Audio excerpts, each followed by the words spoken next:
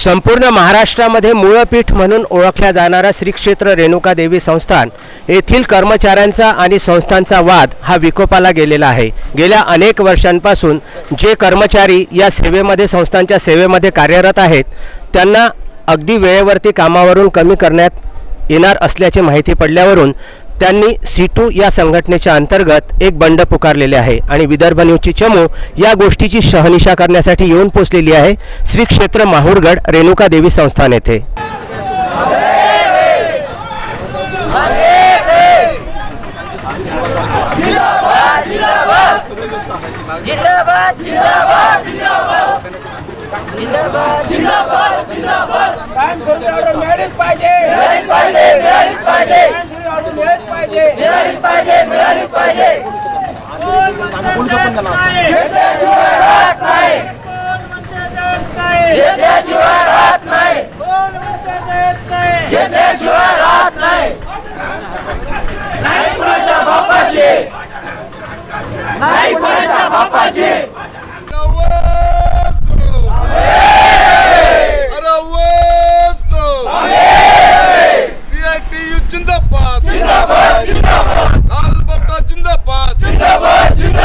रेणुका देवी येथील सर्व कामगारांना कायमस्वरूपी पत्र मिळालेच पाहिजे, कायमस्वरूपी ऑर्डर तात्काळ मिळालीच पाहिजे। इन्कलाब जिंदाबाद, CITU जिंदाबाद, इन्कलाब जिंदाबाद। आपण इथे पाहत आहोत की रेणुका देवी संस्थांच्या पायथ्याशी ही मंडळी इथे बसलेली आहे आणि कर्मचाऱ्यांची नांदेड जिल्हा मजदूर युनियनच्या वतीने C2 संलग्नित असलेली ही संस्था आहे आणि बेमुदत बैठक सत्याग्रह या कर्मचाऱ्यांनी आयोजित केलेला आहे। या ठिकाणी 5 ते 10 वर्षांपासून अखंड सेवा पूर्ण करणाऱ्या सर्व कर्मचाऱ्यांना नियमित समय वेतन व श्रेणीवरती नियुक्त करावे या प्रमुख मागणीसाठी हा बैठक सत्याग्रह येथे आयोजित केलेला आहे। या सत्याग्रहाचे जे नेतृत्व आहे ते comrade Gangadhar Gaikwad general secretary C2 Nanded हे करीत आहे आणि स्थानिक समितीमध्ये कॉम्रेड श्रावण जाधव, सचिव अरुण घोडेकर, उपाध्यक्ष रामकृष्ण जायभाये आणि सहाय्यक सचिव गजानन घुगे, कोषाध्यक्ष विनोद कदम व सर्व कर्मचारी वृंद यांच्या वतीने हा बैठक सत्याग्रह आपण या ठिकाणी पाहत आहोत की सगळे कर्मचारी जे आहेत हे आपल्या लहान लहान मुलांसहित या ठिकाणी या बैठक सत्याग्रहामध्ये सामील झालेले आहे आणि यामध्ये आपण यांना विचारणार आहोत की आपल्यापैकी सर्वात जुना जो कर्मचारी आहे तो नेमका इथे कोण आहे? सर्वात जुने कर्मचारी संस्थांचे कोण आहे? तुमचं काय नाव आहे? मी भास्कर तुकाराम शिंदे। भास्कर शिंदे हे रेणुका देवी संस्थांचे सगळ्यात जुने कर्मचारी म्हणून। तुम्हाला किती वर्ष झाले या संस्थांमध्ये सेवा करून? 20 ते 25 वर्ष होत आहे या सर्व्हिस। 20 ते 25 वर्ष। आज नेमका हा जो सत्याग्रह तुम्ही आयोजित केलेला आहे 26 जानेवारीपासून, याचं नेमकं कारण काय? यांचं नेमकं कारण म्हणजे आम्हाला पगारी बरोबर नाही था, ड्युट्या 12-12, 14-14 घंटे ड्युट्या करायला लागतात आणि कायम आतापर्यंत कायमसुद्धा केलं नाही। 11 महिन्याची ऑर्डर देतो म्हणते, पुन्हा 6 महिन्यात असं करतो म्हणते, 240 दिवस झाले नाही म्हणते। तर असं यांचं चालू आहे कोशिश आमच्यावर हे करण्यासाठी, म्हणजे काढायचे प्रयत्न चालू होते आमच्यावर। महिला वर्गामधल्या सर्वात जुन्या कर्मचारी तुमचं नाव काय? मंगला अनिल चव्हाण। किती वर्षापासून तुम्ही रेणुका देवी संस्थान इथे कार्यरत आहे? 2000 पासून काम करते मी। म्हणजे आज जवळपास 20 वर्ष झाली। 20 वर्षापासून। आज नेमकं काय कारण झालं की तुम्हाला हा सत्याग्रह इथे म्हणजे आयोजित करण्याचं काम पडलं? आमचा हक्क आम्हाला मिळणार नाही ना, त्याच्यामुळे आम्हाला कायमस्वरूपी सर्वांना करण्यात यावे। नाही, तुम्हाला कशावरून वाटलं की तुम्ही कायमस्वरूपी नाही आहे म्हणून? आम्हाला त्यांनी असं म्हटलं ना 240 दिवसाचीच ऑर्डर देऊ, नंतर म्हणजे आणखीन काही नक्कीच नाही त्यांचं। असं कितीकदा झालं त्यांना देतो करायला द्यायलाच नाही ना, कायमस्वरूपी केलंच नाही त्यांना, त्याच्यामुळे आम्हाला सगळ्यांना वाटलं कायमस्वरूपी करा। तुम्ही किती वर्षापासून श्री रेणुका देवी संस्थान इथे कार्यरत आहे? मी 2013 पासून रेणुका देवी संस्थांवर काम करत आहे आणि तेव्हापासून मी फक्त आम्हाला फक्त 240 दिवसाची ऑर्डर मिळालेली आहे, कलेक्टर मार्फत दिलेली आहे, त्यानुसार आम्ही त्या काम करत आहे। त्याच्यानंतर आम्हाला कोणतीही ऑर्डर मिळालेली नाही आहे आणि आता जो आम्ही हा नाही, नेमकं कारण काय आहे की तुम्हाला असं का बरं वाटून राहिलं की तुम्हाला कामावरून कमी करण्यात येईल म्हणून? कारण यांचा भरोसाच नाही ना, ह्या लोकांवर आमचा भरोसा नाही आहे। कारण यांनी आतापर्यंत जे आम्ही यांना म्हणत आलो की आम्हाला परमनंट करा, वाढ द्या, आणि दरवर्षीप्रमाणे सुद्धा आम्हाला वाढ मिळालेली नाही आहे. वर्षाला सांगतात फक्त हे नवरात्र होऊ द्या, ह्यानंतर आम्ही तुम्हाला ऑर्डर देईन किंवा वाढ देईन, हे आश्वासन त्यांनी आम्हाला आज 13 पासूनच देत आलेले आहेत. याच्या पलीकडे काही त्यांनी केले नाही आमचं काम. त्याकरता आम्ही हे आंदोलन आता करण्याचं आयोजन केलेलं आहे. एकूण किती महिला कर्मचारी आपल्या संस्थांवर कार्यरत आहे? 9 महिला कर्मचारी. 9 कायमस्वरूपी कायमस्वरूपी. आणि तात्पुरते म्हटलं तर नाहीच आहे ना. आता सध्या ऑर्डर आहे, सध्या तर सगळ्यांनाच ऑर्डर आहे. कायमस्वरूपीची ऑर्डर नाही आहे आम्हाला. जे मान्य जे आता मी आंदोलन जे चालू केलेलं आहे, ते आंदोलन आमचं एवढं आहे की आम्हाला कायमस्वरूपी यांनी करावं आणि आमच्या जे मागण्या आहेत ते पूर्ण कराव्या. जे आमचे अध्यक्ष जे आहेत संघटनेचे श्रावण जाधव, उपाध्यक्ष माननीय श्रावण जाधव अध्यक्ष, आणि सचिव आहे अरुण घोडेकर, अध्यक्ष रामकृष्ण जायभाई, सचिव गजानन गुगे, कोषाध्यक्ष विनोद कदम यांनी जे परिश्रम घेतले या 2 वर्षामध्ये, त्यांनी स्वतःचा पैसा किंवा लावला किंवा सर्व कर्मचाऱ्यांनी लावला, तो सगळ्या हितासाठी लावलेला आहे. कारण सगळ्यांचं भलं व्हावं म्हणून त्यांची इच्छा आहे. त्यांनी कमीत कमी मंदिराच्या तरी पायऱ्या कमी पडल्या असेल देवाच्या, तेवढ्या त्यांनी अध्यक्षाच्या पायऱ्या जास्त चढल्या. त्यांची म्हणजे त्यांच्या तुमच्या रास्त मागण्यांसाठी, आमच्या मागण्या पूर्ण होण्यासाठी त्यांनी बरेच परिश्रम घेतलेले आहे आणि त्यांना यश मिळावं म्हणून या अध्यक्ष आणि सचिव साहेबांनी हे पूर्ण करावे. आपण कॉम्रेड श्रावण जाधव, आपल्याला किती वर्ष झाले रेणुकादेवी संस्थान इथे कार्य करून? मला इथं एकूण 9 वर्ष झालेले आहे. 2010 मी आलेला आहे इथं, आणि तेव्हापासून मी कंटिन्यू कार्यरत आहे. आणि या नेमकं इतक्या वर्षामध्ये हा उठाव आजच म्हणजे याच वर्षी होण्याचं नेमकं कारण काय? नेमकं कारण म्हणजे प्रशासनाने आम्हाला मजबूर केलेलं आहे.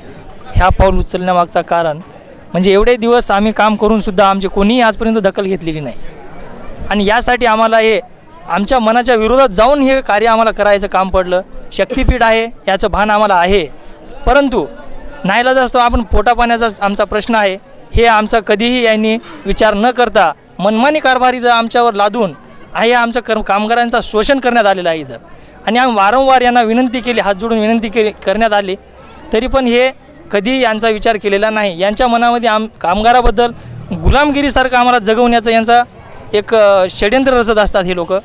यामुळं आम्ही हताश होऊन युनियनच्या आम्हाला काढून टाकण्याची भीती असतानाही आम्ही युनियनचा सपोर्ट घेतला. नेमकं असं काय कारण आहे की तुम्हाला असं वाटते की आपल्याला काढून टाकलं जाईल म्हणून?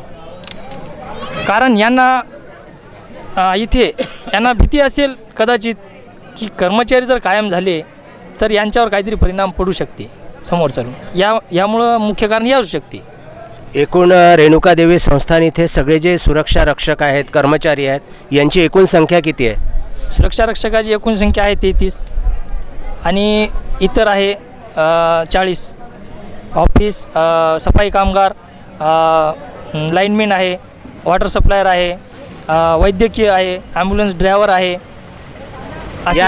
यात कायमस्वरूपी किती आहेत आणि अस्थायी स्वरूपी किती आहेत? यामध्ये कायमस्वरूपी एकही नाही. तात्पुरत्या स्वरूपाची ऑर्डर आम्हाला देण्यात आलेली आहे, आणि रोजंदारीवर हे 4 कर्मचारी आहे. 4 कर्मचारी हे मागील 1-2 वर्षापासून आहे. बाकी 73 कर्मचारी हे तात्पुरत्या ऑर्डरवर काम करत आहे. हे ऑर्डर आम्हाला सहाय्यक जिल्हाधिकारी श्री माननीय अभिजित चौधरी साहेब, जे आज साताऱ्याचे कलेक्टर आहे, त्यांनी आम्हाला नियुक्तीपत्र देण्यात आलेलं आहे. 17/8/2013 रोजी त्यांच्या हाताने आम्हाला नियुक्तीपत्र देण्यात आलेलं आहे. आणि नंतर यावलकर साहेबांनी काही लोकांना, मुख्य न्यायाधीश यावलकर साहेब अध्यक्ष जेव्हा झाले त्यावेळेस काही लोकांना त्यांच्या हाताने नियुक्तीपत्र देण्यात आलेलं आहे. आपण कॉम्रेड गंगाधर गायकवाड. हो सर. C2चं आपण काम करता पूर्ण. हो. आणि CITUचा मी नांदेड जिल्ह्याचा जनरल सेक्रेटरी आहे, आणि नांदेड जिल्हा मजदूर युनियनचा मी अध्यक्ष आहे. आणि आमचं आंदोलन इथं 27 जानेवारीपासून चालू झालेलं आहे. त्यामध्ये आम्ही 2 वर्षापासून CITU अफिलिएटेड नांदेड जिल्हा मजदूर युनियनमध्ये हे सर्व सभासद समावेश झालेले आहेत. आमचे सभासद आहेत रिस सर. 15 नोव्हेंबर 2019ला आम्ही कायदेशीर युनियन इथं स्थापन केलेली आहे. स्थापन युनियन केल्याच्यानंतर माननीय मुख्य न्यायाधीश, माननीय SDM आणि सर्व विश्वस्त आणि सर्व पदसिद्ध अधिकारी जे आहेत, तहसीलदार आणि DYSP त्यांना पत्र दिलेले आहेत. हे सर्व 73 कामगार जे आहेत त्या कामगारांना कायमस्वरूपी ऑर्डर द्यावेत ही आमची एक मुख्य मागणी आहे. 26 जानेवारीपर्यंत प्रजासत्ताक दिनापर्यंत हा मागणीचा प्रश्न जो आहे तो मार्गी निघेल अशी आम्हाला अपेक्षा होती. परंतु इथल्या स्थानिक व्यवस्थापनाने त्यामध्ये म्हणजे समर्थता दाखवलेली नाही. आणि हे 27 तारखेला आंदोलन करण्याचं एक मुख्य कारण असं आहे, 13 जानेवारी 2020 रोजी इथल्या विश्वस्तांनी एक ठराव घेतला आणि तो ठराव घेताना SDM किंवा मुख्य न्यायाधीश जे आहेत, अध्यक्ष आणि सेक्रेटरी संस्थांचे, त्यांना विश्वासात घेतलेलं नाही. आणि इथले विश्वस्त जे आहेत ते ठिकाणी मी माफ करा तुम्हाला थांबवतो थोडंसं. कुठल्या प्रकारचा ठराव किती तारखेला घेतला गेला? इथले जे कामगार आहेत त्यांना कायमस्वरूपी करावं ही मागणी आम्ही सुरुवातीला केली होती माननीय अध्यक्ष आणि SDM साहेबांकडे. आणि 240 दिवस पूर्ण झाल्याच्या नंतर लेबर ॲक्टनुसार, कामगार कायद्यानुसार कामगारांना कायम करणं हे बंधनकारक आहे. माननीय मुख्य न्यायाधीश इथले अध्यक्ष असल्यामुळं हे थोडा उशीर झाला हे चुकीचं आहे असं आमचं CITUच्या वतीनं म्हणणं आहे. या कामगारांना कायम करण्यासाठी जे आता उशीर झाला त्यामध्ये मुख्य अडथळा जे आहे, खोडा घातलेला आहे विश्वस्तांनी. आणि 13 जानेवारीला विश्वस्तांनी एक अध्यक्ष आणि सचिवांच्या माघारी एक ठराव घेतला असं आम्हाला आमच्या युनियनच्या सभासदांनी सांगितलेलं आहे. आणि त्यामध्ये त्यांनी असं लिहिलेलं आहे की 1/1/2020 पासून या लोकांना अपॉइंटमेंट लेटर देणार आहोत, नियुक्तीपत्र देणार आहोत. आमची मागणी आहे की हे अनेक वर्षापासून जे काम करतात ते पूर्वलक्षित प्रभावाने त्या लोकांना ऑर्डर दिला पाहिजे. आणि ऑर्डर देण्याची प्रक्रिया चालू आहे असं माननीय तहसीलदार साहेबांनी सांगितलेलं आहे. माननीय जिल्हा न्यायाधीश आणि माननीय SDM साहेब उद्यापर्यंत ऑर्डर देतील अशी आम्हाला अपेक्षा आहे. किसान सभा, SFI, मराठा सेवा संघ आणि इथला पत्रकार मीडियाचा एक ग्रुप आणि गोर बंजारा संघटना इथं येऊन गेलेल्या आहेत. त्यांनी इथं आम्हाला पाठिंबा दिलेला आहे. आणि किसान सभा आणि SFI व भात्रभाऊ संघटना ज्या आहेत त्या संघटनांच्या वतीनं माहूर बंद किंवा माहूरमध्ये एक व्यापक आंदोलन करण्याचं त्यांनी आमच्या आंदोलनामध्ये येऊन बोलून दाखवलेलं आहे. आमचा हा सत्याग्रह आहे, सत्याचा आग्रह आहे. माननीय न्यायाधीश साहेबांनी निश्चितच दखल घेतलेली आहे. 2 दिवसामध्ये आमचा कायमस्वरूपी ऑर्डर जो आहे तो प्राप्त होईल अशी आम्हाला अपेक्षा आहे. आणि जर समजा ऑर्डर, परंतु 27 तारखेला आपल्याला विद्यमान तहसीलदार यांनी अशा प्रकारचं एक पत्र देऊ केलं होतं की येत्या 16 तारखेला याबाबतचा जो निर्णय आहे तो लेखी स्वरूपात आपल्यापर्यंत पोचविला जाईल. तरी आपण हे पाऊल का उचललं? मान्य तहसीलदार साहेब हे संस्थांचे कोषाध्यक्ष आहेत. आणि कोषाध्यक्ष असल्यामुळे त्यांना हे काही अधिकार वगैरे म्हणजे कायदेशीर नसतात. आणि तहसीलदार साहेबांनी आमच्या सभासदांना, कामगारांना, कर्मचाऱ्यांना यापूर्वी देखील असे पत्र दिलेले आहेत. ह्यामध्ये कायदेशीर बाब अशी आहे की 240 दिवस पूर्ण होऊन सुद्धा कामावर न घेणं हे चुकीचं आहे. आणि माननीय मुख्य न्यायाधीश या संस्थांचे अध्यक्ष आहेत, ही त्यांच्या दृष्टीस बाब आणून देणं आमचं युनियन म्हणून कर्तव्य आहे. ती आम्ही आणून दिली आहे. आणि आमचा विश्वास आहे की हे 2 दिवसामध्ये प्रकरण माननीय न्यायाधीश आणि SDM साहेब IAS ऑफिसर आहेत हे निकाली काढतील. अन्यथा मग मला विचारायचं आहे की जर समजा आपल्या ज्या मागण्या आहे या येत्या 2 दिवसामध्ये, 3 दिवसामध्ये, 5 दिवसामध्ये या पूर्णत्वास जर नाही गेल्या तर याच्यानंतरची आपली लाईन ऑफ ॲक्शन काय राहील? लाईन ऑफ ॲक्शन आता CITUच्या जे भात्रभाऊ संघटना आहेत त्यांनी इशारा दिला आहे माहूर बंदचा किंवा चक्का जामचा वगैरे. Centre of Indian trade union CITU भारतातली सर्वात मोठी संघटना आहे. आमच्या संघटनेचे 20 कोटी सभासद भारत देशामध्ये आहे. चेन्नईमध्ये कालपर्यंत आमचं राष्ट्रीय अधिवेशन चालू होतं. त्या अधिवेशनामधले इथली सर्व अपडेट आम्ही नॅशनल कॉन्फरन्समध्ये पाठवलेली आहे. आमच्या देशाचे महासचिव आणि देशाचे प्रेसिडेंट यांनी या आंदोलनाची दखल घेतलेली आहे. आणि केंद्रीय स्तरावरून आता जे काय अपडेट वगैरे इथले माननीय जिल्हाधिकारी किंवा माननीय मुख्य CS जे आहेत महाराष्ट्राचे त्यांना आमच्या सेंट्रल कमिटीकडून पत्र लिहिण्यात येईल CITUच्या. आणि आमची भूमिका ही आहे की नांदेड जिल्ह्यामध्ये आमचे आक्रमक CITU आंदोलन आमचे आक्रमक होत असतात. माननीय जिल्हाधिकारी आणि माननीय पोलीस अधीक्षक नांदेड यांना त्या सर्व गोष्टीची कल्पना आहे. CITUचे हजारो कामगार आमचे माहूर तालुक्यामध्ये देखील आहेत. शाळेमध्ये खिचडी शिजवणारे आमचे CITUचे कामगार आहेत, आशा वर्कर आमच्या कामगार आहेत, बांधकाम संघटनेमध्ये बांधकाम संघटना आमच्या CITUची आहे, ते बांधकाम कामगार आहेत. हे सर्व लोक या आंदोलनाला पाठिंबा देण्यासाठी येतील आणि आल्याच्या नंतर हजारो लोकांचा मॉब इथं येईल. कायदा आणि सुव्यवस्थेचा प्रश्न निर्माण होऊ नये यामुळं माननीय अध्यक्ष आणि सचिव साहेबांनी लक्ष द्यावं आणि ह्यामध्ये हस्तक्षेप करून तात्काळ ऑर्डर देतील आणि द्यावा अशी मागणी आहे. आणि हे प्रकरण फार कमी वेळात मिटेल आणि हा सत्याग्रह जो आहे शांततापूर्ण चालू आहे. आता आपण बघता इथं पोलीस प्रोटेक्शनमध्ये एकही इथं पोलीस कर्मचारी नाही, कारण रेणुका देवीचं संरक्षण करण्यासाठी आमचे सिक्युरिटी गार्ड आहेत. आमचे लोक इथं 10 ते 15 वर्षापासून इथं सेवा करतात. त्यांची सेवा अखंड आहे, त्यांना एकही दिवसाचा गॅप आतापर्यंत मिळालेला नाही आणि आमची मागणी रास्त आहे, कायदेशीर आहे. नक्कीच माता रेणुकेच्या पूजेसह आम्ही हे सत्याग्रहाचं आंदोलन जे आहे ते चालू केलेलं आहे. डॉक्टर बाबासाहेब आंबेडकर आणि शहीद भगतसिंगांचे फोटो ठेवून आम्ही त्यांना अभिवादन करून या सत्याग्रहाची सुरुवात केलेली आहे आणि आमचा विश्वास आहे. आणि जर समजा 2 दिवसामध्ये हा आमचा सत्याग्रहाचा कार्यक्रम जर संपला नाही तर CITUच्या वतीनं आमची जिल्हा कमिटी जी आहे ते आक्रमक जर निर्णय घेतील तर त्या निर्णयासोबत आम्हाला राहणं हे बंधनकारक आहे असं आमचं म्हणणं आहे. संस्थांचे सर्व कर्मचारी हे बैठ्या सत्याग्रहामध्ये सामील असताना रेणुका देवी संस्थांचा जो कारभार आहे तो सध्या कशा प्रकारे सुरू आहे? अतिशय काटेकोरपणे आम्ही नियोजन केलेलं आहे. आमचे अध्यक्ष आणि सचिव आणि मेन अध्यक्ष यांनी आम्ही यांच्यापेक्षाही अतिशय काटेकोरपणे नियोजन केलं आहे. एका रिलीफसाठी आपण 9 पॉईंट आहेत आणि त्याच ठिकाणी 9 सुरक्षा रक्षक योग्य पद्धतीने दिलेले आहेत. सफाई कामगार आपण एकंदरीत 12 सफाई कामगार आहेत. 12पैकी 4 सफाई कामगार आपल्यासोबत ठेवले आहेत, 8 वरी ठिकाणी दिले आहेत आणि त्या 8 कर्मचाऱ्यांना आपण सांगितलेलं आहे तुम्ही जे 12 कर्मचाऱ्याचं काम आहे तुम्ही 8 कर्मचारी करा, जेणेकरून प्रशासनाला किंवा संस्थांना आपल्याकडून कुठल्याही प्रकारची हानी पोहोचणार नाही, येणाऱ्या भाविकाला कुठेही कचरा दिसणार नाही, स्वच्छतेचा अभाव दिसणार नाही आणि सगळी व्यवस्थितशीर नियोजनशीर कार्य हे कामकाज केलेलं आहे. आणि सगळ्या संस्थांना आम्ही सहकार्य करून आमची अपेक्षा एवढीच आहे की आम्ही संस्थांना सहकार्य करतो पण संस्थांना आम्हाला का सहकार्य करत नाही. काल तहसीलदार साहेब आले आम्ही त्यांना हात जोडले, सर तुम्ही आले तुमचा अतिशय आभार हो, आम्ही तुमचे आभारी आहोत. पण आमचा जो मुद्दा आहे आम्हाला सर असे 3 प्रकारचे चॉकलेट मिळाले आहेत. चॉकलेट म्हणण्याचं कारण एक असं आहे सर की आशावादी आहो आम्ही आशावादी जीवन जगणारे. आमच्या मागे 70 कर्मचारी बसले आहेत, 73 कर्मचारी. हे कर्मचारी खूप अतिशय आशावादी आहेत सर. ते येतात आणि सांगतात पुढच्या मिटिंगला तुमचा प्रश्न बघू. अशा एकंदरीत सर 30/9/2018ला ठराव पास होऊन सुद्धा यांनी या ठरावावर कुठलीच प्रकारची ॲक्शन घेत नाही. माननीय अध्यक्ष महोदय यांना विचारणा केली असता अध्यक्ष महोदय यांनी सांगितले आहे की मागचं मला काहीही सांगू नका. सर आज तहसीलदार साहेब काल आले होते, मग यांनी तहसीलदार साहेबांनी जर पुन्हा आम्हाला सांगितलं मागचं मला काही सांगू नका येणाऱ्यांनी, मग आम्ही आशावादी जीवन किती दिवस जगायचं. या कारणास्तव आम्ही हा बैठा सत्याग्रह म्हणजे यांची जे चूक आहे यांच्या चुकीमुळे हे बैठा सत्याग्रहाचं या ठिकाणी आंदोलन केलं आहे. आणि हे आम्हाला सुद्धा नको होतं म्हणून आम्ही संघटना 2 वर्षे झाले स्थापन केली आहे.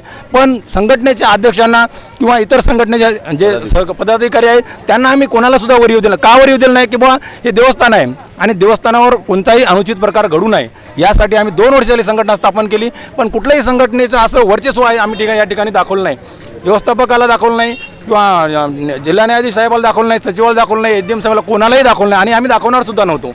पण प्रश्न असा आहे सर की आम्ही जीवन आशावादी कसं जगवायचं. आज माझं शिक्षण BA DED झालेलं आहे आणि मला 8,000 पगार आहे. माझ्या मागं माझी आई वडील कुटुंब आहेत. अक्षरशः आम्ही आमच्या कुटुंबाला 1 सुद्धा रुपया देऊ शकत नाही, आमचाच उदरनिर्वाह बघू शकतो. मग हे किती दिवस चालणार. यासाठी सर हे सत्याग्रह या ठिकाणी उभारलेला आहे आणि आमचा हा प्रश्न आहे सर हे जर मनावर जर घेतलं सरांनी तर हा प्रश्न केवळ आणि केवळ 2 दिवसात मार्ग आमच्या पत्रकार बंधूंनी सांगितल्याप्रमाणे जयकुमार आडकेने या बंधूने सांगितल्याप्रमाणे त्यांनी सांगितलं माझ्याकडे हा प्रकार दिला तर मी 2 दिवसात सोडवतो. आणि हे सर्व आमच्यापेक्षा खूप एज्युकेटेड लोक आहेत, यांना हात जोडून विनंती आहे की यांनी हा प्रश्न 2 दिवसात मार्गी लावा. आम्ही कुठल्याही प्रकारचा आजपर्यंत सर तुम्हाला कुठेही माहीत दिसत नाही, टेंटवर कुठल्याही प्रकारचा माहीत नाही, अतिशय शांत चित्तेने हा प्रयोग चालू आहे. कुठेही कोणी भाविकाला हे नाही गालबोट नाही, कोणा भाविकाला व्यवस्थितशीर मार्गदर्शन येतो. बसून सुद्धा आम्ही ड्युट्या करतो, बसून तुमच्या समोर एक सुरक्षा रक्षक बसून आहे, व्यवस्थितशीर ड्युट्या चालू आहे आणि येणाऱ्या जाणाऱ्या भाविकाला मार्गदर्शन चालू आहे. आमचा कोणाला त्रास नाही, संस्थांकडून आम्ही कुठल्या प्रकारचं अन्नक्षेत्र मागितलं नाही. आम्ही स्वतः 1-1 रुपया जमा करून या ठिकाणी आमचं आंदोलन आम्ही अतिशय योग्य प्रकारे चालवतो. आमचा कोणाला त्रास नाही, प्रशासनाला आमचा कुठलाही त्रास नाही. प्रशासनाला कायदेशीर मागण्या आहेत आणि मागण्या ह्या त्यांना मान्य आहेत, त्यांनी सांगतात मान्य. असं आमच्याकडे पुरावे सुद्धा आहेत की त्यांनी सांगितले आम्हाला तुमच्या सगळ्या मागण्या मान्य आहेत त्यांनी सांगितलं आम्हाला 16 तारखेला मान्य करतो. सर 16 तारीख हा विशेष काही मुहूर्त आहे का? म्हणजे देवस्थान आहे म्हणून मी सांगतो की भाई देवस्थान आहे, देवस्थानामुळे असल्यामुळे लोक काय म्हणतात देवस्थानावर मुहूर्त बघतात देवस्थानाचं दर्शन घेण्यासाठी, की असं आमच्यासाठी जर मुहूर्त बघण्याची वेळ असेल तर सर त्यांना हात जोडून विनंती करतो की त्यांनी तो मुहूर्त थोडा 2 दिवसावर आणावा. 2 दिवसावर आणण्यामुळे 73 कर्मचारी आशावादी कर्मचारी बसलेले आहेत यांचा प्रश्न मार्गी लागेल आणि आम्ही हे अतिशय चांगल्या प्रकारे त्यांचा सन्मान करू, त्यांचे हात जोडू, त्यांना विनंती करू आणि त्यांच्या अशा प्रकारे त्यांचे पूर्ण आभार व्यक्त करू. आणि सगळे कर्मचारी आशावादी आहेत आणि सगळे ते आहेत यांचं वय सर 28-25 या वयातले आहेत. काही आहेत ते खूप जास्त, पण ज्यांचं लग्नसुद्धा राहिलं सर त्यांना पत्नीसुद्धा कोणी देणार नाही अशी कंडिशन या प्रशासनानं आणलेली आहे. आज सर हा मुलगा आहे, हा मुलगा माझ्या मित्राचा आहे सर, तर या मुलाचं शिक्षण सुद्धा आम्हाला करणं शक्य होत नाही सर. डोळ्यातून अश्रू येतं ज्यावेळेस मुलगा म्हणतो की आमचं शिक्षण पप्पा एखाद्या शाळेमध्ये जायचं, डोळ्यातून अश्रू येतं सर, कारण की फी देणं शक्य होत नाही सर. कारण की या ठिकाणी सर कोणत्याही शाळेमध्ये जर मुलाला टाकायचं असेल तर आज सर्वसामान्य सर 8 ते 10 हजार फीस आहे. मला 8,000 पगार आहे सर, 3,000 किराया जातो. मी बाहेरगावचा आहे, बाहेरगावचा माझ्यासारखे 10 ते 15 कर्मचारी बाहेरगावचे आहेत. 3,000 किराया प्लस 3,000 किराणा आणि असं कसं जीवन जगणार सर आम्ही? कारण कसं लेकराला शिक्षण जगणार? हा प्रश्न आमचा प्रशासनाला आहे. प्रशासनाने हा प्रश्न मार्गी लावा. आमचं कुठल्याही प्रकारचं आमचं हिंसक वळण जर समजा नाही घेतलं तर कारणास्तव इथं बसून राहणार तर तुम्ही प्रॉब्लेम सोडत ना तर आम्हाला उठावं लागेल. जर आम्ही जर उठलो तर याला पूर्णतः जबाबदार प्रशासन राहील. प्रशासनाला हात जोडून विनंती आहे. माझे एवढे बोलून माझे 2 शब्द संपवतो. काही चुकलं असेल तर माफ. श्री रेणुका देवी संस्थान येथील मजदूर युनियनने जो सत्याग्रह पुकारलेला आहे त्या संबंधामध्ये माहिती विचारण्याकरिता आपण संस्थानचे जे कोषाध्यक्ष आहेत तहसीलदार सिद्धेश्वर वरणगावकर यांच्याशी खास बातचीत करूया. सर, नेमका जो सत्याग्रह सध्या सुरू आहे तर याच्याविषयी आपण काय सांगाल की याचं म्हणजे नेमकं आत्ताच हे प्रकरण उठण्याचं नेमकं कारण काय असू शकतं?